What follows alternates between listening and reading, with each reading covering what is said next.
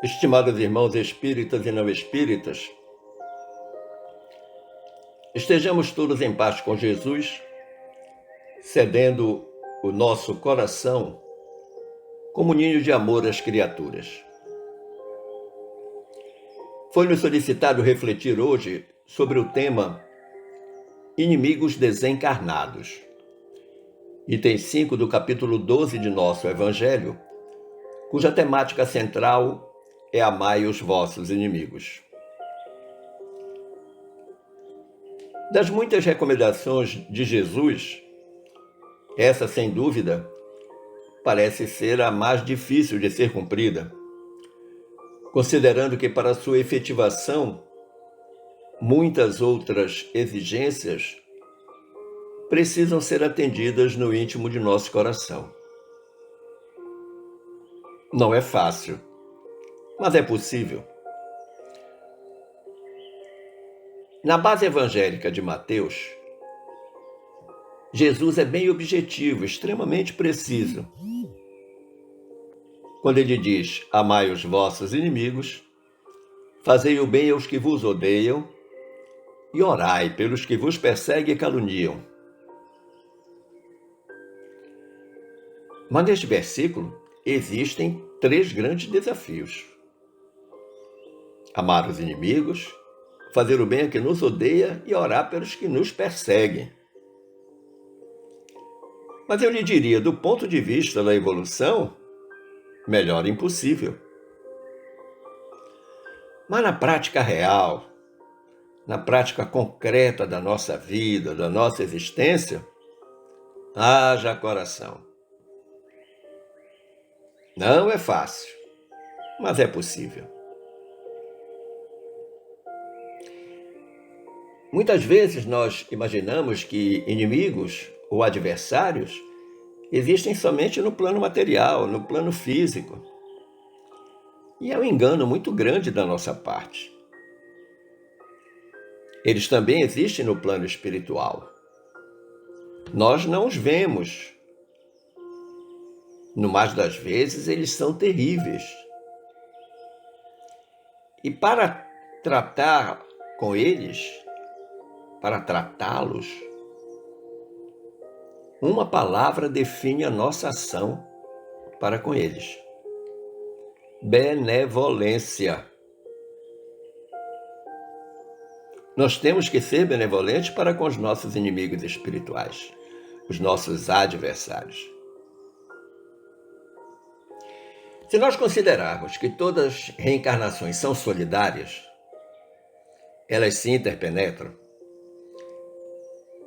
trazemos, cada vez que reencarnamos, toda a bagagem de amor e ódio que nos caracterizaram a existência anterior.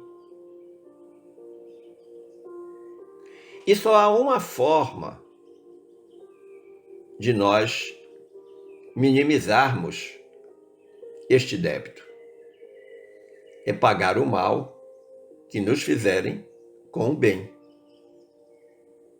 Que muitas vezes o mal que nos alcança na presente existência, ele já é uma resposta ao mal que fizemos em existências anteriores. O benfeitor Emmanuel, lá no capítulo 137 da obra Pão Nosso, ele tem uma afirmação preciosa. Ele diz: a multidão em geral não traduz o verbo amar senão pelas atividades cariciosas. O amor físico, o amor eros, o amor estorge, o amor fíleo. E ele diz mais: para que o homem demonstre capacidade afetiva ante os olhos vulgares, precisará movimentar imenso cabedal de palavras e atitudes externas. Portanto, ele está orientando que não vale apenas o discurso, mas tem que ter a prática, que não vale apenas o logos, mas tem que haver a praxis. Quando sabemos que o amor pode resplandecer no coração das criaturas sem qualquer exteriorização superficial. Isso é importante. O amor nasce no coração. Porque o Pai nos confira experiências laboriosas e rudes na Terra e noutros mundos, ou noutros mundos, não lhe podemos atribuir qualquer negação de amor. Ou seja, as dificuldades que nós temos na vida não são um castigo que Deus dá para a gente, o Pai aplica em nós. Não. Não há nenhuma negação de amor da parte de Deus para conosco diante das dificuldades que atravessamos. Como eu disse anteriormente, é fato que a nossa compreensão sobre o amor é muito limitada. É por isso que o Emmanuel se referiu às chamadas atividades cariciosas. Quem de nós não gosta de receber uma prova de amor, traduzida no que o Emmanuel chama de imenso cabedal de palavras e atitudes ternas? Todos nós. Nós precisamos praticar o verdadeiro amor, que é o amor ágape. O amor de Jesus pela humanidade. Por outro lado, imaginamos que se enfrentamos dificuldades ou passamos por inúmeros problemas, Deus, nosso Pai de amor e bondade, esqueceu-se de nós. O que é um outro grande engano. Deus não se esquece nunca de nós. Tudo que Deus faz é bom. É fato, entretanto, que o amor praticado na retribuição do mal com o bem é um poderoso antídoto, uma vacina mesmo, na prevenção do assédio de nossos inimigos desencarnados, tanto quanto dos encarnados também. Porque se tem algo que desmonta a ação dos nossos inimigos espirituais, é a nossa prática do bem. Porque todas as vezes que nós estamos a praticar o bem, a fazer o bem pelo bem, exclusivamente para ajudar as pessoas, para melhorar a vida das pessoas, nós criamos uma espécie de aura luminosa. E se tem algo que os espíritos das trevas não gostam, é de luz. E eles batem em retirada de imediato. Emmanuel prossegue nos orientando. Ele diz: onde há luta, há antagonismo, revelando a existência de circunstâncias com as quais não seria lícito concordar em se tratando do bem comum. Então ele está dizendo uma coisa que é óbvia. Se há luta é porque as pessoas são antagônicas. Mas quando se trata do bem comum, não pode haver luta. Tem que haver sinergia. E ele diz mais: quando o Senhor nos aconselhou a amar os inimigos, não exigiu aplausos ao que rouba ou destrói deliberadamente, nem mandou multiplicarmos as asas da perversidade ou da má-fé. Amar os inimigos não significa concordar com ele. Lembremos que Jesus condenava o pecado, não o pecador. Prossegue Emmanuel. Recomendou realmente auxiliarmos os mais cruéis. E aí a coisa começa a ficar difícil. Porque a orientação é de tratar quem mais nos agride, tratar melhor quem mais nos agride. No entanto, diz ele, não com aprovação indébita, ou seja, não é simplesmente aceitar por aceitar. O nome disso é passividade. E sim com a disposição sincera e fraternal de ajudá-los a se reerguerem para a senda divina. Então ele já dá um diagnóstico que a criatura que nos faz mal, que nos agride, que nos persegue, que nos causa dificuldade, ela está caída. e ela precisa ser reerguida, e reerguida para ser colocada no caminho do bem, na senda divina, como ele diz. E aí ele oferece o principal instrumento, através da paciência, do recurso reconstrutivo ou do trabalho restaurador. Ou nós reconstruímos ou nós restauramos, mas temos que fazer isso com extrema paciência. E ele encerra esta parte dizendo: o mestre, acima de tudo, preocupou-se em preservar-nos contra o veneno do ódio, evitando-nos a queda em disputas inferiores, inúteis ou desastrosas.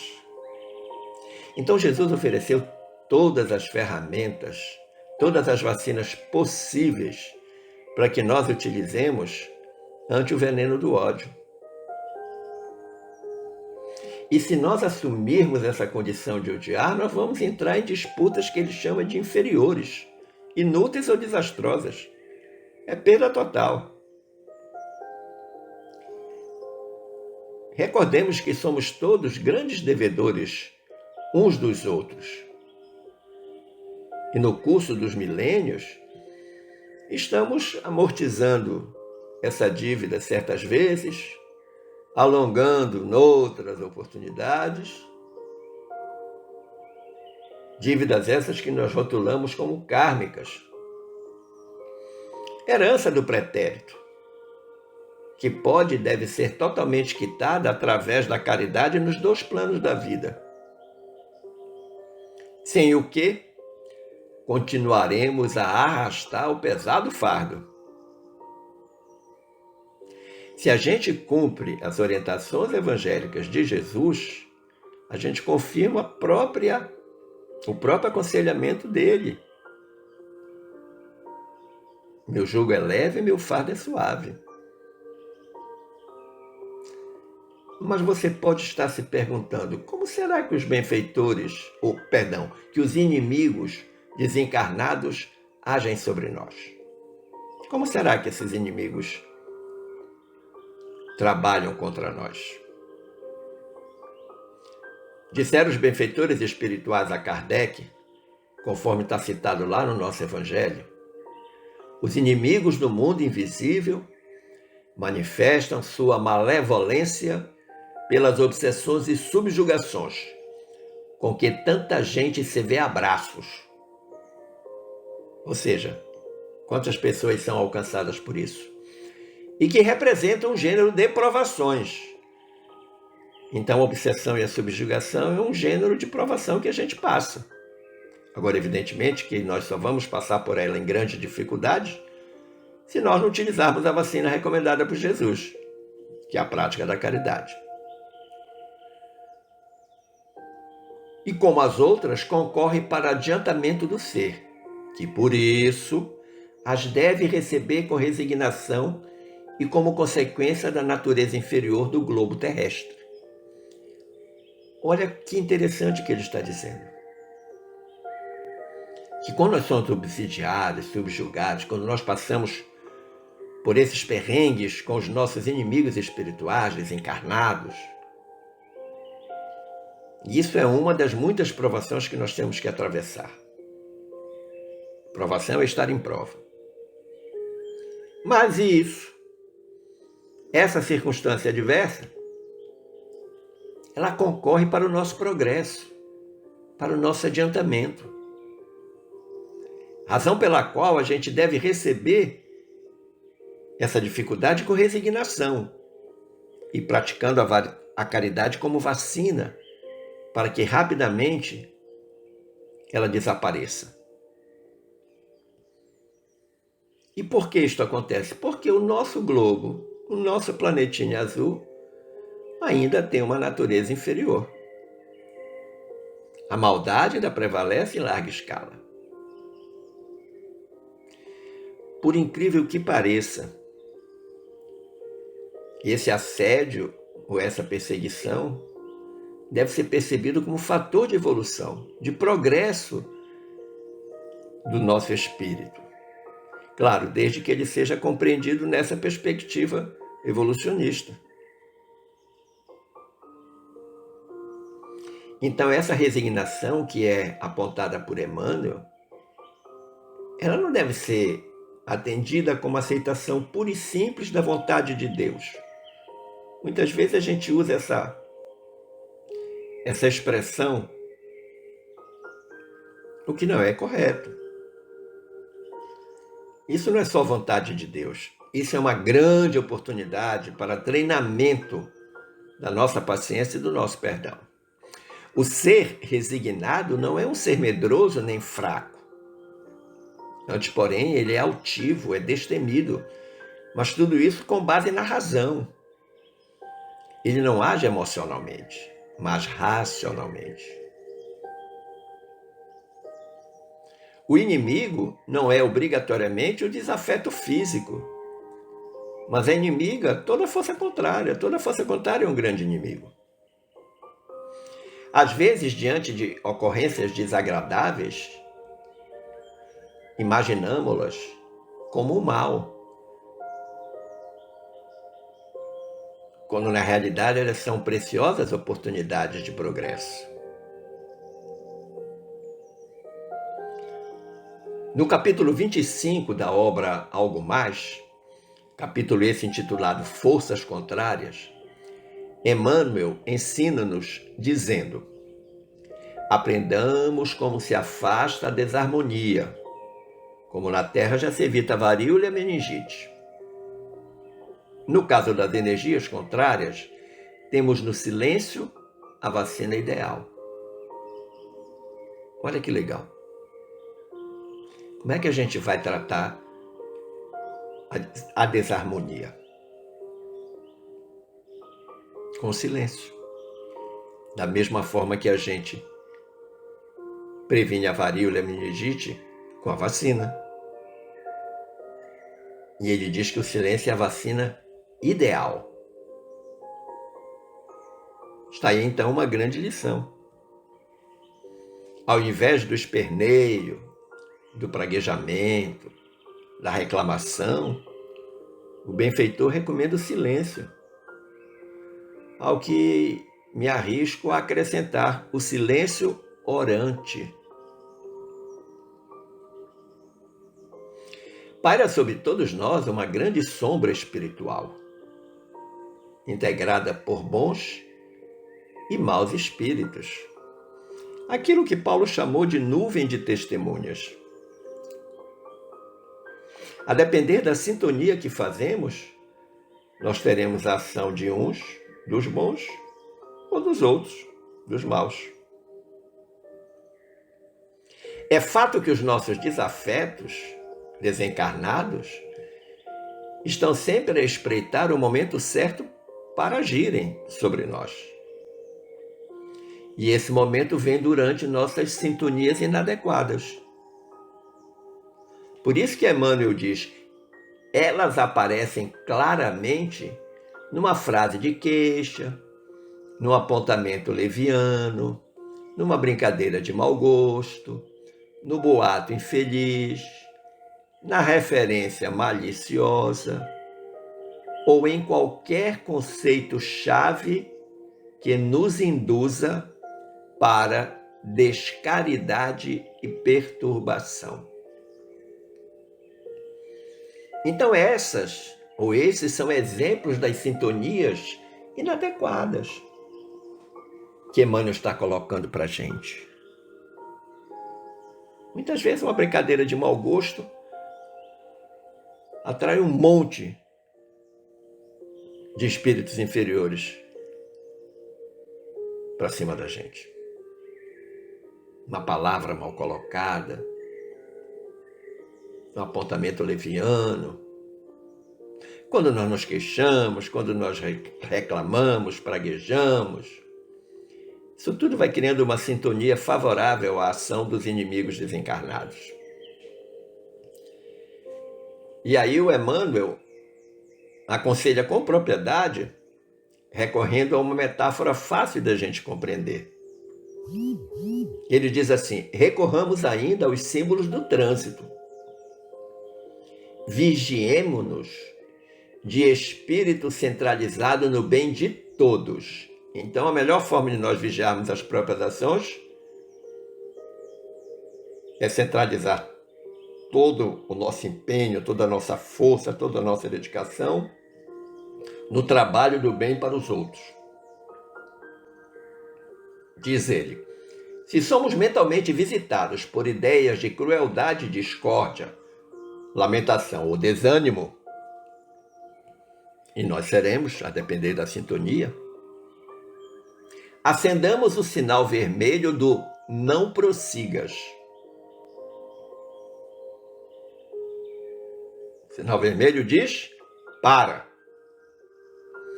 No espaço que medeia entre o cérebro e os lábios, ou entre o pensamento e as mãos, impedindo a palavra falada ou escrita, inconveniente e destrutiva. Que maravilha esse aconselhamento do Emmanuel. Então, se nós temos aquele pensamento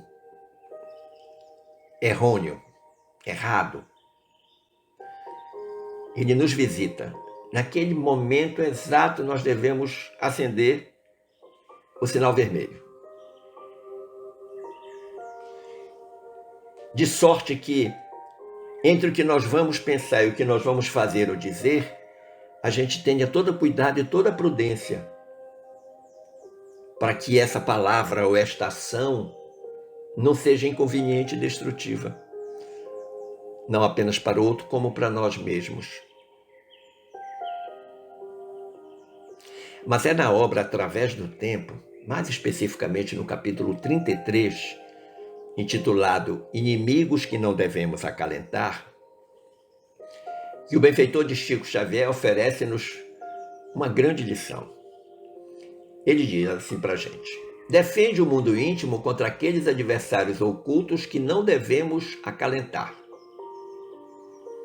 Então é uma lição objetiva. De certo, dói-te a ofensa do agressor que não te percebe as intenções elevadas. Contudo, a intolerância a asilar-se por escorpião venenoso em teu pensamento é o inimigo terrível que te induz às trevas abismais da vingança. Ele está dizendo agora nessa obra o que ele disse na obra anterior. Eu preciso acender o sinal vermelho para evitar que essa intolerância apareça. E aí me leve para o que ele chama a treva abismal da vingança. Que alguém vai me ofender, que alguém vai lhe aborrecer, lhe chatear, lhe causar uma dificuldade, isso é fato. O problema é como nós devemos reagir. Indubitavelmente, diz ele, a crítica impensada do irmão que te menoscaba os propósitos sadios dilacera-te a sensibilidade, espancando-te a alegria. Entretanto, a vaidade, a enrodilhar-se no teu coração por víbora peçonhenta, é o inimigo lamentável que te inclina à inutilidade e ao desânimo. Mais uma vez, o sinal vermelho deve ser aceso. Que alguém vai fazer uma crítica, não vai perceber nossa boa vontade, o nosso gesto. Com certeza isso vai acontecer. Nós vamos nos sentir como que vivendo a ingratidão do outro? Vamos. E ele diz, isso vai dilacerar a nossa sensibilidade, vai espancar a nossa alegria. E aí é possível que neste momento a nossa vaidade assuma um papel preponderante e aí ela se torna uma víbora peçonhenta. Ele diz ainda, em verdade, a calúnia do amigo perturbado lança fogo ao santuário de teus ideais, subtraindo-te a confiança. Todavia, a crueldade que se refugia em teu ser, por tigre invisível de intemperança e discórdia, é o inimigo perigoso que te sugere a adesão ao crime. Então ele está colocando situações concretas que nós podemos enfrentar, mas sempre colocando uma conjunção adversativa, no sentido de alertar-nos, de mostrar-nos o que nos acontecerá se a gente deixar levar-se por esses pensamentos obtusos que estão em desalinho às orientações de Jesus. Diz ele ainda: efetivamente o desprezo que te foi lançado em rosto pelo companheiro infeliz é golpe mortal, abrindo-te chagas de aflição nos tecidos sutis da alma. No entanto, o egoísmo, ao ocultar-se em teu peito por chacal intangível de ignorância e ferocidade, é o inimigo temível que te arroja a frustração. Então, a situação adversa, cuidado que nós devemos ter, sinal vermelho que devemos acender. Não são os flagelos do mundo exterior os elementos que nos deprimem, mas sim os opositores ocultos, conhecidos pelos mais diversos nomes, quais sejam orgulho e maldade, tristeza e preguiça, desespero e ingratidão, que perseveram conosco. Ou seja, o elemento indutor pode estar fora, mas o que vai nos fazer mal é o que está dentro de nós mesmos. Nós seremos provocados, mas a depender do que nós construímos internamente, nós podemos reagir de uma maneira positiva ou negativa. E aí ele faz um aconselhamento que é um grande desafio. Ele diz: amemos aos inimigos externos que nos desafiam à prática do bem, sejam eles encarnados ou desencarnados. Ao exercício da renúncia, ao trabalho da paciência e à realização da caridade. Então nós temos que amar essas pessoas que atropelam essa nossa boa vontade. Mas aí ele faz uma advertência: mas tenhamos cautela contra os sicários escondidos em nós mesmos. Aquilo que ele falou anteriormente: orgulho, maldade, tristeza, preguiça, desespero, ingratidão, etc. Que, expressando sentimentos indignos de nosso conhecimento e de nossa evolução, nos escravizam à angústia e nos algemam à dor, enclausurando-nos a vida em miséria e perturbação. Olha que coisa preciosa, que coisa maravilhosa que Emmanuel está dizendo para a gente. Que se a gente der espaço para o que ele chama sicários escondidos em nós mesmos, nós vamos ser escravizados, nós vamos ser algemados, nós vamos ficar numa vida absolutamente miserável e perturbada. Pelos nossos inimigos desencarnados, devemos orar sempre. Fazer a leitura em voz alta de um trecho do Evangelho, dedicando a eles essa leitura que nós estejamos fazendo. Naqueles momentos em que as coisas estão difíceis para nós, os problemas vão se avolumando, a paciência vai acabando, a dificuldade vai aumentando, lembremos que, em parte, isso pode estar sendo promovido, causado por esses inimigos desencarnados, mas que só chegaram até nós porque nós lhes oferecemos sintonia. E aí, num gesto humilde, nós devemos orar por eles, conversar com eles, orientá-los através da leitura evangélica, mas consertando a nós mesmos pela prática da caridade, pela prática do bem. Pensemos nisso com o coração em paz com Jesus. Agradecendo o carinho da sua atenção, dou-lhe um forte abraço.